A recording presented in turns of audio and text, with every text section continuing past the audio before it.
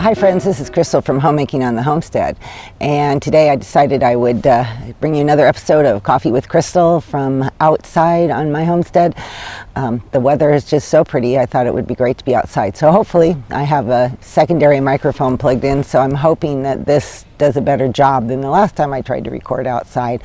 And because the sun, I'm hoping the shadows and stuff aren't going to be too difficult for this video. But today I thought it would be fun to talk about what does it mean to homestead.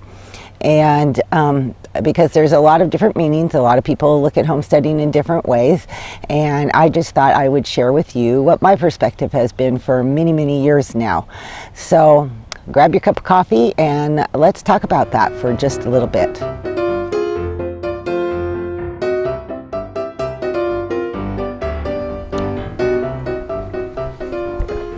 So when somebody brings up the topic of homesteading, the first thing that most people think of is like land and a barn and a home, a nice home, and maybe, a few chickens, a garden, maybe some goats and cows grazing around on the land. And all of that is definitely part of the picture of homesteading, and I totally agree with that. But, I think it's really important to know that homesteading can be more than that. It can be something that you can do no matter where you live. So I'm going to tell you my story, which was, we've been here over 20 years. So it was probably about 30 years ago we bought our first house. It was a little 3-bedroom house on a 50 by 100 lot. And it wasn't long after that I started thinking about life in the country. We had 3 children at the time, and we thought it would be really nice, both my husband and I thought it would be really nice to be able to have that to raise our, to be able to raise our children on some land and grow gardens and do all those things. And the reality is that we just at that point could not afford that.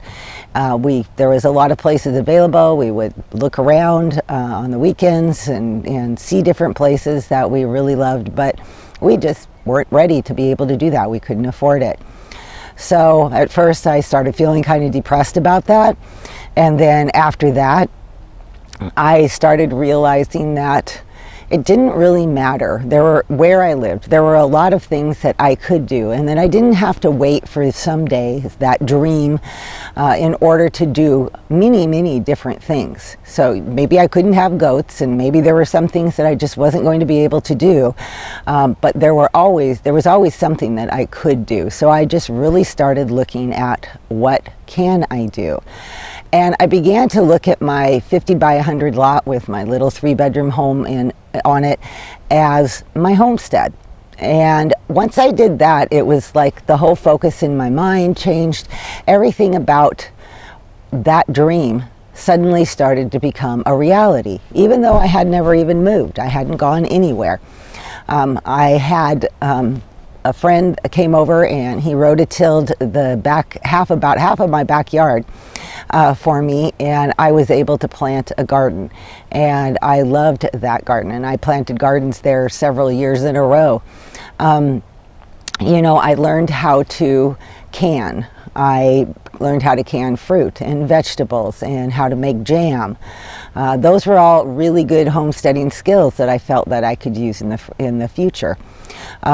I would, just to get more in touch with country life during the summer, I would put my little children in the car and we would head out to the country and go to you-pick farms, and we would pick strawberries and we'd pick apples and we'd pick peaches, and I would come home and can all that up. I would go to farmers markets and get bulk items in season like green beans and carrots and potatoes, and I learned how to can all that. I had no prior knowledge on how to can. I had never done it before in my life, but my grandmother had.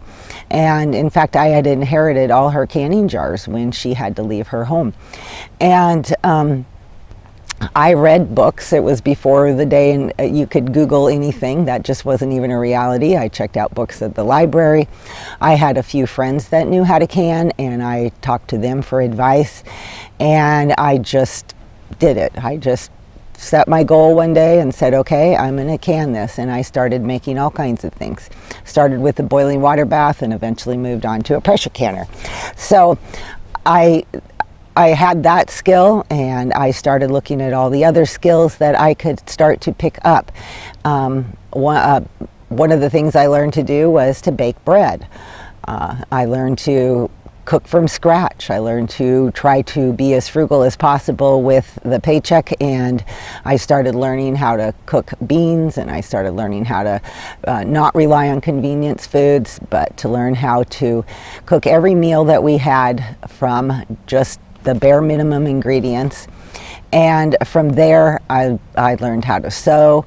Again, I had never been taught how to sew. I hadn't even been taught how to cook. My mother was a very efficient person and ran her home very well, but she never really passed that on to me. So I learned how to sew. Again, I had a friend that knew how to do it. I checked out books on the library.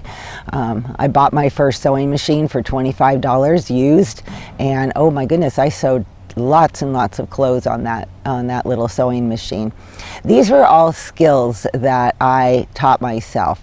I learned about herbal medicine. I made tinctures. I did all kinds of research and study on various different topics. All things that I felt like, well, someday when I live in the country, these would be good skills to have. I think what I didn't realize is that in that little 50 by 100 lot, that 3-bedroom homestead, is that I was actually homesteading. I was doing all those things. It wasn't just preparing for the future. It was also learning the skills and learning what to do and making my own homestead. And during that time, I read books on goats and I read books on chickens. If I had known at the time, I didn't even think about it as being a possibility because, again, it wasn't a big craze out there like it is today, or it became later on. But my city actually said that you could have up to 3 chickens. They had to be hens. Had I known that, I would have had chickens in my backyard, but I didn't. But I read everything that I could on those. During the summer, all the county fairs that were surrounding us, I would take my children to those, and we would just, get in touch with goats, pet them. And I had 2 nieces that were in 4-H, and they showed goats and were at the fairs, so we always made sure we went when they were there. And that was how I started making my own connections with country life. And these were just the things that I did to keep that homesteading spirit in my heart, and to be able to live out some things in different ways. To me, and this is just my own personal opinion, but to me, homesteading is a lot about working with our hands and producing things for our home. And I think in that there is a lot of satisfaction and there is a lot of joy that comes with that. There's just nothing like pulling a fresh made loaf of bread out of the oven with maybe a set of pot holders that you made yourself and serving that to your family with a home cooked meal. I think that these things bring value to life. They bring value to us as an individual, to our home, our husbands, families. I think that they are important life skills that are in today's culture are getting lost. These are the types of things that our grandparents did routinely. This was their way of life. And we don't have to do that anymore. We can grab some food on our way home from wherever we are out and about. We can buy a loaf of bread off the shelf. We can buy a bar of soap. We don't need to learn how to make that. But in doing all those things, in my opinion, and this is my choice for my lifestyle, there's nothing wrong with doing it the other way, but this is my lifestyle and the homesteading part that I love. In doing all those things myself, I give value to my home, I give value to the life I have, and it gives purpose and it gives a sense of just homeness. So in my mind, you can call that homesteading. So homesteading ends up being more about the home and your heart. It's where your heart is. It's where your daily life is. And it's the effort that you enjoy putting into your home. And I think that's what makes homesteading homesteading. It doesn't have to look like somebody else. It doesn't have to look, like the professional homesteaders that have lots of animals and they're, have all kinds of milk and huge gardens and, they live off their land, and all those things are great, but, it doesn't have to look like that for everybody. And I think that, even if you live in an apartment in the city, you can grow some herbs on the windowsill. You can put a few planter boxes out on your patio. You can bake bread. You can, get the ingredients from a farmer's market, or and learn to can. One thing I've seen in our local big city is at some of the parks, they have community gardens where people can rent a spot for very little and be able to garden there all summer long. And I think that is so awesome. It gives everybody the opportunity to get their hands in the dirt, and no matter where you live. Years ago, I read a story about a couple that lived in an apartment, and they grew meat rabbits on their balcony.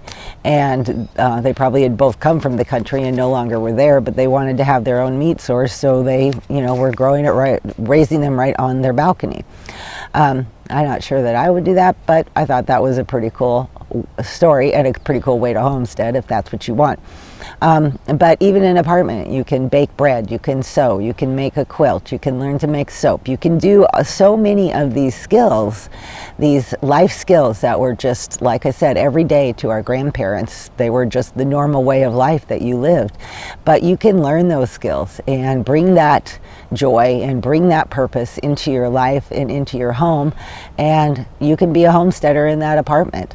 So no matter where you live, whether it's in a big city, in the middle of a hustling, bustling big city, or you live in the country on, several acres and plant huge, gigantic gardens every year, it doesn't really matter, because homesteading is where your focus is. It's where your heart is. It's where your mind is. And it's where you want to invest your time and find your purpose. And I think it's a very, very worthy purpose. And I appreciate you watching today and coming by and having a cup of coffee with me. And make sure you give this video a like if you enjoy the content on my site, and subscribe if you haven't subscribed yet. And I will see you guys next time. Bye-bye.